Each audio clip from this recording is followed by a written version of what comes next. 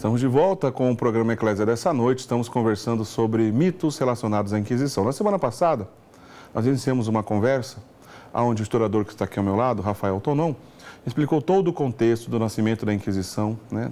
Toda a situação que gerou, né, a iniciativa da Igreja da criação do Tribunal da Inquisição. Conversamos sobre santos que foram inquisidores, muito assunto interessante. Essa primeira parte já está disponível no portal da Rede Século XXI. Hoje é a segunda parte dessa conversa. No bloco anterior já iniciamos a entender um pouco mais desse assunto. E agora, na última parte do nosso programa sobre a Inquisição, essa segunda parte, queria um comentário sobre casos famosos, Rafael. Vamos começar com Joana d'Arc. Joana d'Arc, o tribunal que condenou Joana d'Arc foi um desses exemplos onde houve erros de filhos da Igreja? Foi um dos maiores erros, né? Eu destacaria 3 grandes erros, assim, nesses processos em que filhos da Igreja atuaram de maneira, no mínimo, duvidosa, né?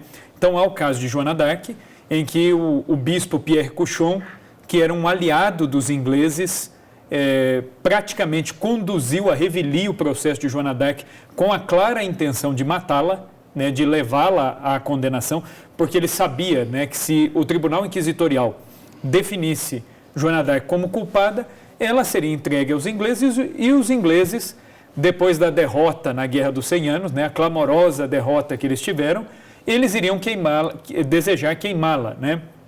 E de fato é isso que vai acontecer. Dia 30 de maio de 1431, a Joana d'Arc é queimada num espetáculo público como bruxa, né, numa sentença dada por um bispo, mas uma sentença arbitrária. É interessante que, passados em torno de 7 anos dessa sentença, a verdade veio à tona, então não demorou muito. E o Papa, já na época, anulou essa sentença, a Joana d'Arc foi beatificada, e depois ela foi mais tardiamente, em 1930, foi canonizada por Pio XI e elevada à condição de uma das santas padroeiras da França. Né? Então, quer dizer, aí muita gente diz, a Igreja primeiro queimou a Joana d'Arc para depois chamar a Joana d'Arc de santa. Muita gente diz isso a respeito da Igreja.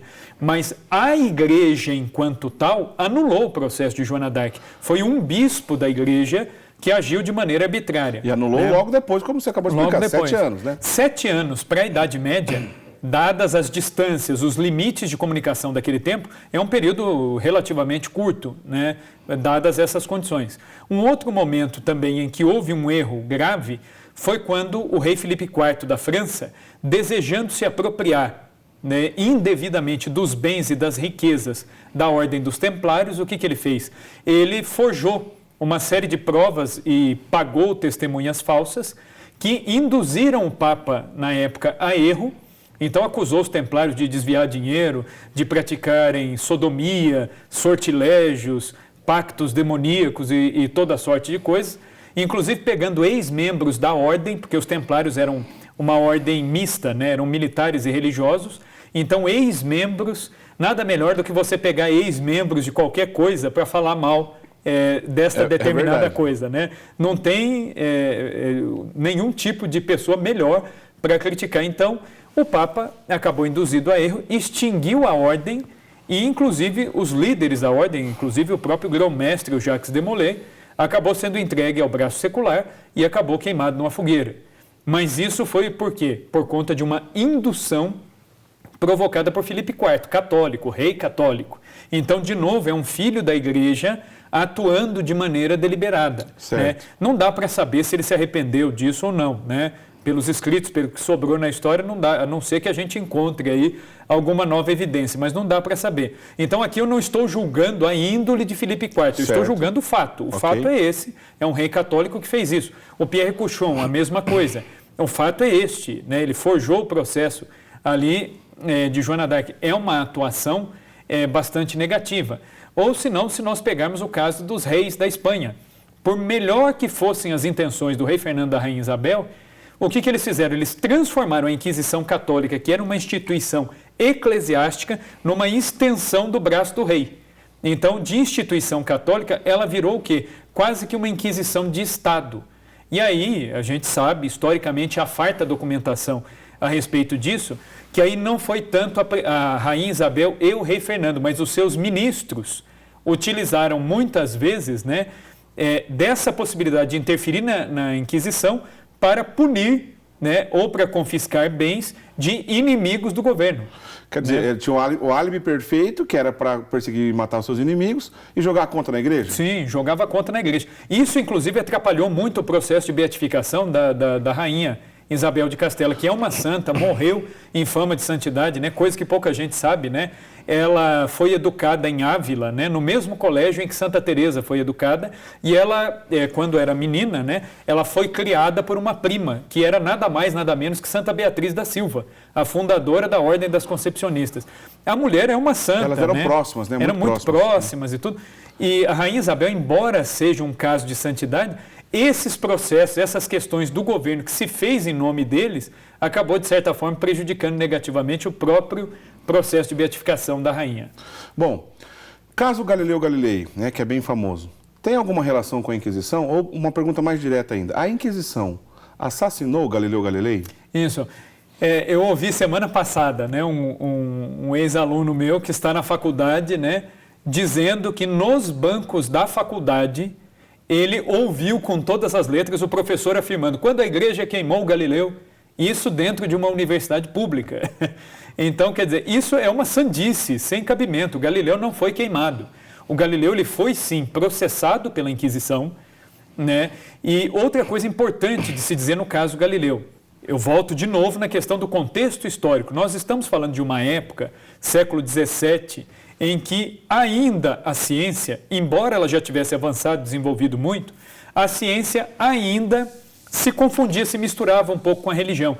Então era comum, na época do Galileu, os cientistas, quando não encontravam alguma resposta na ciência, às vezes eles acabavam buscando a resposta na Sagrada Escritura, o que é um erro. O próprio Papa João Paulo II, de novo, no grande discurso lá do perdão, no ano 2000, ele vai dizer o seguinte, que a Sagrada Escritura, ela tem um conteúdo religioso. O que se deve procurar na Sagrada Escritura? Religião. É esse o objetivo da Sagrada Escritura. Assim como na ciência, o que a gente vai encontrar? Né? Nós podemos encontrar evidências remotas da presença da ação de Deus, mas nós não vamos encontrar conteúdo religioso. Nós vamos encontrar conteúdo científico. São campos diferentes, são complementares, uma coisa não exclui a outra, né? Como o João Paulo II dizia na encíclica Fides et Ratio, né? A fé e a razão são as duas asas que ajudam o homem a alçar voo, né? Em direção ao transcendente. Então, quer dizer, as duas são necessárias. Não se trata de negar uma coisa ou outra. Mas havia, sim, muita confusão, né? Então, às vezes, alguns cientistas interpretavam a ciência a partir de critérios religiosos. Mas para eles, na época, para os próprios cientistas, isso não era um grande problema. E o próprio Galileu, por conta disso, se meteu a falar em de assuntos teológicos. Chegou a falar algumas besteiras a respeito da virgindade de Maria, da presença real de Cristo na Eucaristia. Então, quando a Inquisição pega lá o Galileu, não é só pela teoria de Galileu, a teoria, né, da translação e da rotação da Terra, não é só por isso. É por isso também, mas é pelas questões teológicas também, nas quais ele se embrenhou sem ter conhecimento. Nas questões teológicas, o Galileu, ele negou mesmo, né? Ele reconheceu o erro dele e falou: olha, eu nego tudo que eu disse, foi falta de conhecimento, inclusive coisa que pouca gente diz, o Galileu ele era muito amigo dos padres jesuítas do Colégio Romano. Boa parte dos cálculos matemáticos, das descobertas dele, ele mandava para o padre Clávius, que é o fundador do Colégio Romano, que depois virou a Pontifícia Universidade Gregoriana. E o Galileu era tão amigo do padre Clávius que ele dizia o seguinte, né? Se a Companhia de Jesus não tivesse justificativa nenhuma para existir, pelo menos ela se justificaria por ter produzido um padre Clávius. Né? É o elogio que ele faz à sabedoria e ao conhecimento do padre Clávius. Né? Inclusive, alguns cálculos matemáticos dele foram corrigidos pelos jesuítas. Então, ele era um filho da igreja, ele aceitou aquilo que a Inquisição colocou. Pode dizer pelo menos, que parte do conhecimento que ele estava apresentando passou pela igreja. Passou pela igreja. Sem dizer a influência de Copérnico, né? Sim, não. Basta a gente pensar. De onde que veio a teoria heliocêntrica? Veio do Nicolau Copérnico, que era um cônego da Catedral de Varsóvia, na Polônia. Onde que o Copérnico fez as observações dele? Da torre da catedral. Ele colocava as suas lunetas lá e fez essa série de observações. Entendeu? Então, boa parte desses cientistas ou eram da igreja, eram clérigos, ou passaram pela igreja, foram educados pela igreja. No caso do Galileu, ele era patrocinado pelo cardeal Médici. Inclusive, ele foi salvo da Inquisição, né? É interessante que ele foi processado, ele recusa as teorias dele, ele assinou a recusa, né? O Tribunal Inquisitorial, se a pessoa negasse esses erros, ela recebia uma pena, que poderia ser apenas canônica, uma penitência, ou poderia ser uma pena aplicada pelo braço secular. No caso do Galileu, a pena foi a reclusão, ele não deveria ensinar mais em público, mas aí ocorre algo interessante, que o cardeal Médici, de Florença, ele se apresenta à Inquisição e diz o seguinte: olha, eu garanto, o Galileu ficará sob os meus cuidados, e coloca o Galileu numa propriedade dele, num palácio, que era do cardeal Médici, e o cardeal Médici continuou patrocinando o Galileu para que ele publicasse, para que ele ensinasse em segredo a alguns discípulos. Isso continuou ocorrendo. Então, se por um lado há o Tribunal Inquisitorial, por outro lado há também a Igreja fomentando a ciência através desse mecenas que foi o cardeal Médici. E ele morreu do quê, Galileu? O Galileu ele morre de causas naturais, né? Ele morreu bem idoso, bastante velho, e ele era tão considerado e morreu devotamente, recebeu os sacramentos, se confessou antes de morrer, recebeu a extrema-unção, comungou, né? E morreu rezando para Nossa Senhora, né? Diante de uma imagem. Existe lá no Museu de Galileu em Florença, tem a imagem de Nossa Senhora que ficava no quarto de Galileu. E é interessante que ele era um cientista que ele dizia que na observação do universo ele contemplava e quase tocava com os dedos a sabedoria de Deus. Galileu disse isso, né?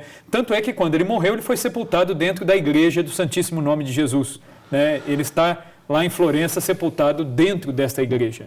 Há pouco nós citamos algumas fontes onde esse tipo de estudo e essas conclusões aqui que o Rafael está apresentando para a gente, de onde ele tirou essas conclusões, para que a gente não se confunda mais, né? Se alguém falar essa besteira para a gente, Galileu não foi assassinado pela igreja, e aqui os autores que nós citamos ainda nesse programa podem ajudar o aprofundamento desses estudos.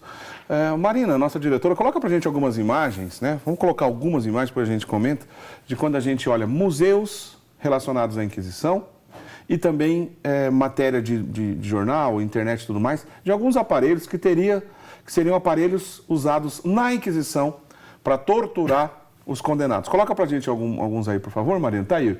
A roda do despedaçamento, né? Tem outros, Marinos. Inclusive ali na foto tem alguns clérigos olhando atrás ali, a pessoa, isso, como se a pessoa estivesse rodando. Propositalmente está desenhado e são dominicanos, né? Dominicanos. Tem o hábito da ordem dos dominicanos. Então, algo produzido mesmo com o intuito, né?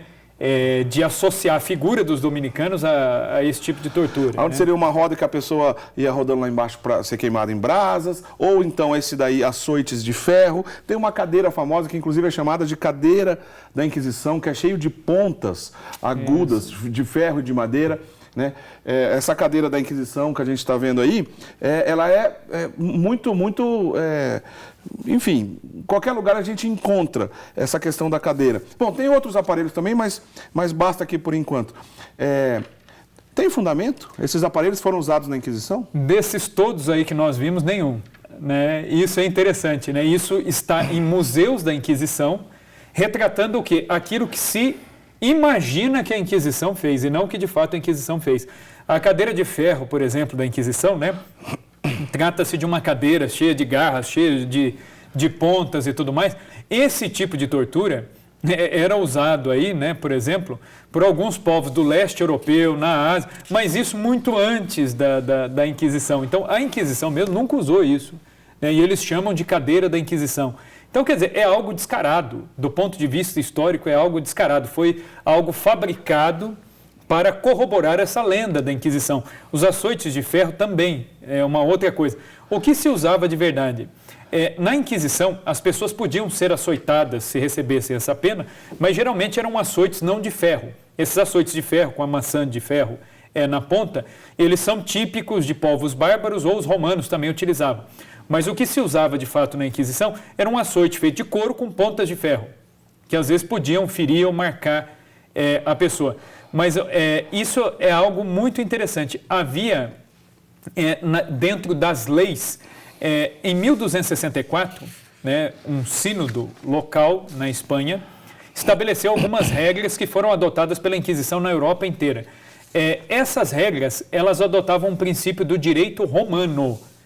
E o direito romano não foi a igreja que criou isso. O direito romano já usava isso antes mesmo de Cristo, isso já era aplicado, que eram os chamados ordalhos. O que é o ordalho? É a utilização de tortura para obter uma resposta do condenado. Então, a Inquisição, em alguns casos, ela autorizou isso aí, só que a confissão sob tortura, ela era considerada, do ponto de vista jurídico, uma prova muito frágil. Então, aquilo que era confessado sob tortura, ele tinha que ser confirmado pelo réu até 72 horas depois da tortura, depois da aplicação da tortura. Se não fosse confirmado, aquilo que ele disse sob tortura era descartado como prova. Então, isso é uma coisa que também muita gente não fala. Como que se torturava? Havia uma regra.